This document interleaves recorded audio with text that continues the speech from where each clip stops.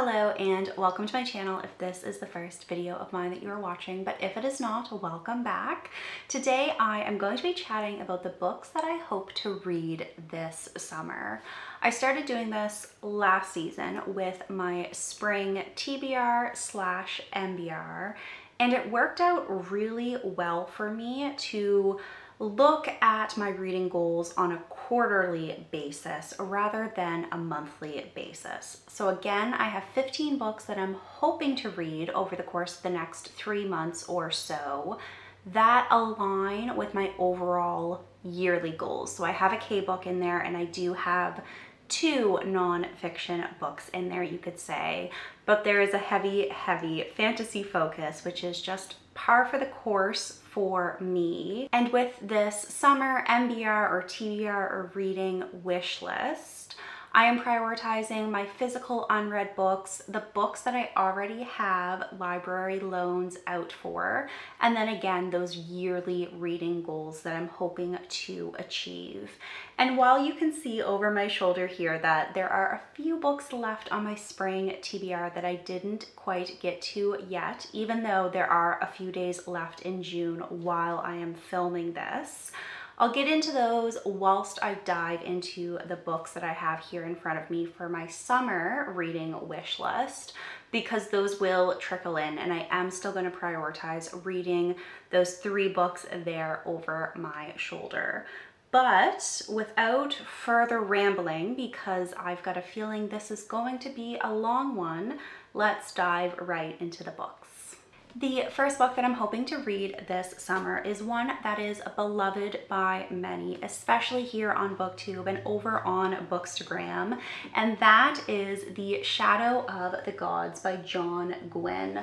I have not read anything by John Gwynne, but I know he is such a fan favorite and such a favorite of those who love fantasy that I feel like I'm a little behind the times, but that is also just par for the course for me. So I'm really excited to finally pick up one of his books. This is a high epic fantasy. There are multiple POVs. We're following 3 main characters, I believe. Yes, a huntress, a noblewoman, and a thrall. And this is a Norse-inspired fantasy, which I read several Norse-inspired fantasies, I feel like last year and at the beginning of this year, and I was really enjoying them. So I have a feeling I'm really going to enjoy this book, or I have slightly high hopes for this book here, which has burned me in the past, but hopefully will not be the case. I think I'm going to probably pick up this book in July or early August. It's definitely going to be one of the first ones that I reach for.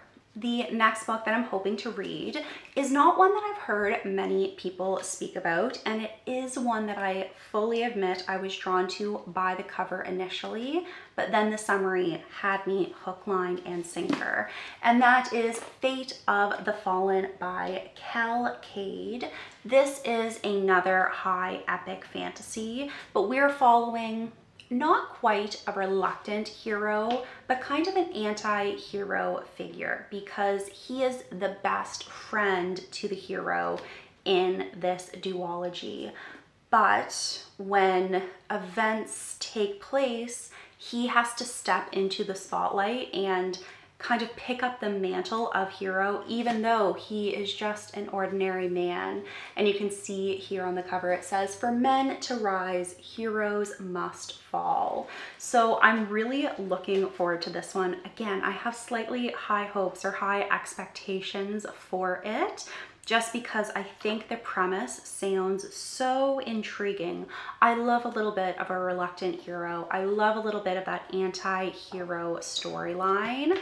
So we'll see if this one lives up to the hype that I've created for it in my mind, but I'll probably also be picking up Fate of the Fallen sooner rather than later. Now, while I did say that I had 15 books on this summer reading wish list, That's a slight stretch because I actually have two options for my number 3 slot.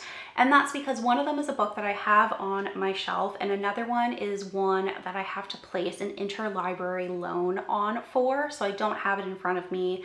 And I'm still kind of tossing between which book I should pick to prioritize for this summer. So if you have any opinions on them, please let me know down below. But my first option is Dragons of Spring Dawning by Margaret, Weis, and Tracy Hickman. This is the 3rd book in the Dragonlance Chronicles and the original conclusion. And I have obviously read the first 2 books in this series so far and really enjoyed them. It's just quintessential classic D&D adventure, obviously, and I would really like to tick off a trilogy this summer because I'm starting a lot of series and I'm not quite finishing all of them. So it would be nice to be able to tick one off and also tick off a physical unread book from my shelf. But I'm also contemplating reading Bloodsong by Anthony Ryan. And that is, of course, because I have The Wolf's Call by Anthony Ryan over my shoulder here, which is a book that I own and have not read, because I picked it up to read it during my spring TBR and realized it is not the first book in this universe. The first book is Bloodsong. And Bloodsong is an epic high fantasy, like all the books I've spoken about so far. And we are meeting the main character from this book much earlier on in his life, Valen. In The Wolf's Call, Valen is this renowned war hero, but in Bloodsong, we meet him as a young lad, I believe. I think there's a little bit of boy savior trope, like he is prophesized or he has this incredible power that has the potential to save the world. There's a little bit of mystery and intrigue surrounding his parents. So it has a lot of classic fantasy tropes, and I do very much want to read that book and then get on to The Wolf's Call if I enjoy the original trilogy. But I'm undecided if I'm going to prioritize Bloodsong or Dragons of Spring Dawning this summer. So let me know what you think I should prioritize down below. He's got a hyper kitty. Oh, who's gonna claw me? Please don't. It's been a while since Spencer has featured on the page.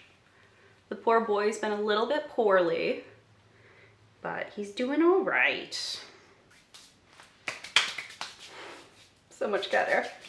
The 4th book that I'm hoping to read this summer is Ravenor Rogue by Dan Abnett, which is a Warhammer 40k book.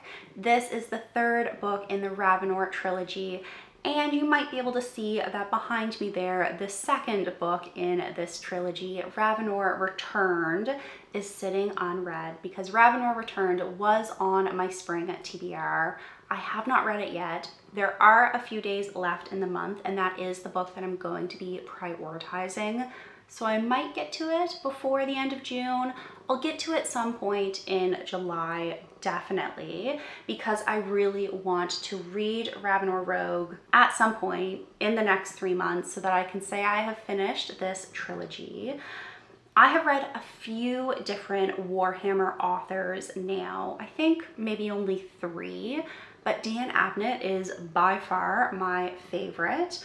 I love the way that he writes his characters and the way he writes character development. I read the Eisenhorn trilogy by him first, which takes place chronologically before Ravenor.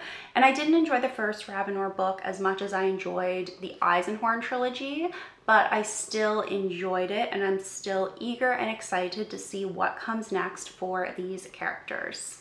I've lost a hand to Spencer, but the next 2 books that I'm hoping to read this summer, I'm going to talk about together because they are book 2 and 3 in a trilogy, and that is A Dance with Fate and A Song of Flight by Juliet Marillier. These are book 2 and book 3 in the Warrior Bards trilogy. I read the first book as part of my spring MBR, and I really enjoyed it. This year is really shaping up to be the year of Marillier for me because I finished Blackthorn and Grimm. I started on this series, which follows the next generation, and I'm really enjoying it. These are historical fantasy books. They take place in an ancient Ireland-esque setting with the fair folk being involved. We are following in this series characters who work on this like super secret spy island that then have to go and infiltrate the mainland on missions, and they can't give away that they are these warriors. And our female main character, who we follow in the first book, and her brother are very musically talented, hence warrior bards.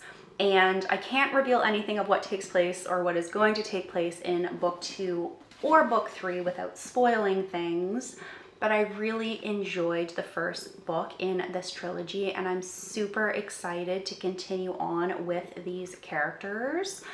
I don't think I am enjoying this as much as I enjoyed Blackthorn and Grimm, but that kind of makes sense for me because our cast of characters is much larger in this trilogy, and we aren't meeting the characters in such a moment of agony and plight. Therefore, I didn't immediately connect and resonate with them. But by the end of the first book, I really grew to care for the characters. And there was a particular line at the very end from a character who I was a little bit ambivalent towards that had me break out in tears, just like burst into tears when I came across it. So really excited to continue reading some more Marillier this summer with these 2 books here. The next book that I am hoping to read this summer, and the 7th on this reading wish list, is Ysabel by Guy Gavriel Kay. And unlike most of the books that I have read by Kay, this is a blend of contemporary and historical fantasy fiction because I think there might be dual timelines. Our main timeline is following this young teenage boy who is accompanying his father on a photography photo shoot over the course of a few weeks in springtime near Marseille in France. And that region of France down in Provence is rich in military history and has seen many bloody battles. So I believe there are flashbacks to a point in its brutal history. I have been fortunate enough to visit Marseille twice now, and I absolutely adore that region. So I am so excited to read this book, and I can't wait for Kay to do what he does best and just bring the setting and atmosphere to life. I'm really looking forward to it, even if I don't quite know what to expect with a contemporary book by him, because I've only read one contemporary novel by him, which was his debut, and I had mixed feelings about it. So looking forward to Ysabel. I do have some high expectations, but I'm trying to rein them in a little bit more. Next, I am hoping to read Howl's Moving Castle by Diana Wynne Jones. And I think this is one that I might hold off reading until the end of summer, beginning of autumn in September time, just because this is a classic and I know it is comforting to so many. And there's something synonymous for me about comfort and autumn and September. So for some reason, this just feels like a fit for that month. I have not read the book, obviously, but I've also never seen the adaptation either. I do know that this is a quest of sorts, and it's kind of a coming of age tale. There are lessons to be learned, and there's a really heartwarming message that is imparted from what I understand. I am really looking forward to this one, and I think it's going to be a super whimsical tale. The next two books actually that I have on this reading list are ones that I'm going to hold off reading until September. And the first of those is A Dreadful Splendor by B.R. Myers. And this author is a fellow Maritimer. Myers is from Halifax, so that just makes me even more excited to read this book. But it does have a bit of a spooky feel. So again, I feel like this will be perfect for that transitional period between summer and into autumn. This is a historical Gothic novel. The setting is Victorian London, and we are following a fake spiritualist who holds these mock seances to try and make money off of the rich. But she encounters a gentleman who has some seemingly very real ghosts surrounding him. I think there's also a little bit of romance, so I'm looking forward to this book here. It says on the front, "Be careful what you conjure." I think this is going to be the perfect September read to finish out my summer MBR.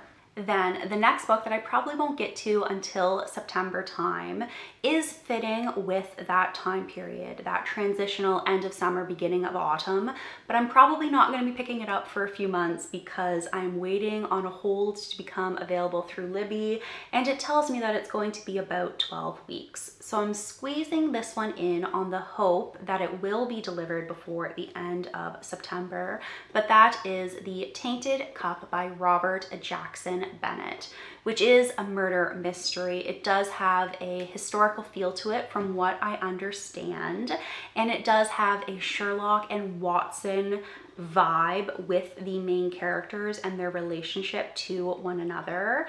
I've heard Chaz especially speak its praises here on YouTube, so I'm really looking forward to it.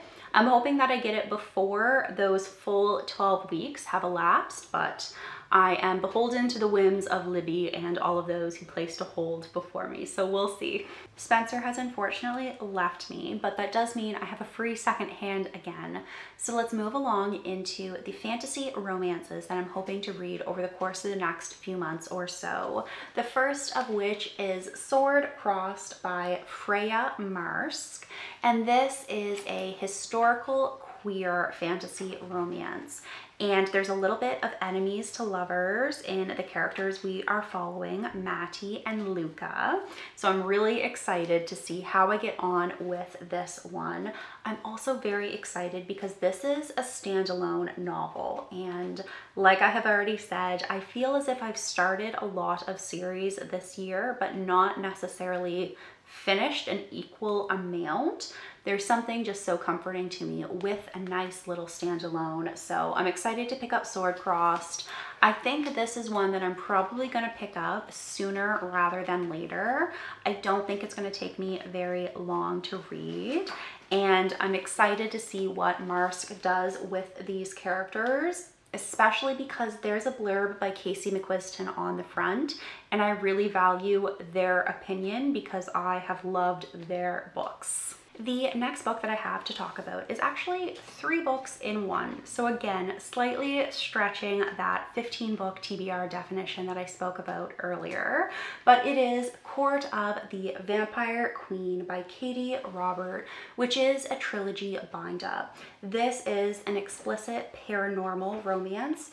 There are vampires, as one might expect. It is also a reverse harem, a why choose romance, which isn't something that I typically read, but I have read a few books by Kade Robert. I really enjoyed 1 or 2 of them, but the most recent one I read, I was very indifferent. So I don't know quite what to expect from Court of the Vampire Queen.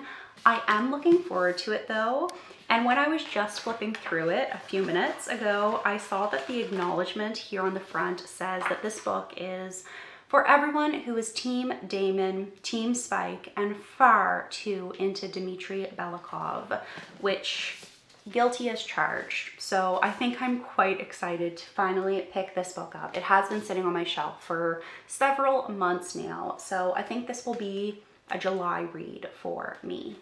The 13th book that I'm hoping to read this summer is another one that I'm waiting on through Libby. and that is Emily Wilde's Encyclopedia of Fairies, which is expected to be delivered in about a month's time. But I placed this hold back in February, so I am so excited to finally dive into this historical fantasy romance, which very obviously involves the Fae. Everything I read online in the form of reviews and the like about this book and about this world all agree that it feels really immersive and realistic, which I'm so excited for. There's also an academic element because the main character is a professor who is out in the field researching.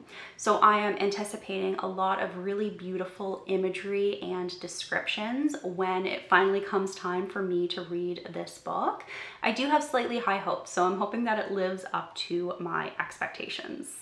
The penultimate book that I'm hoping to read this summer is actually a collection of poems, and that is Brute by Emily Skaya.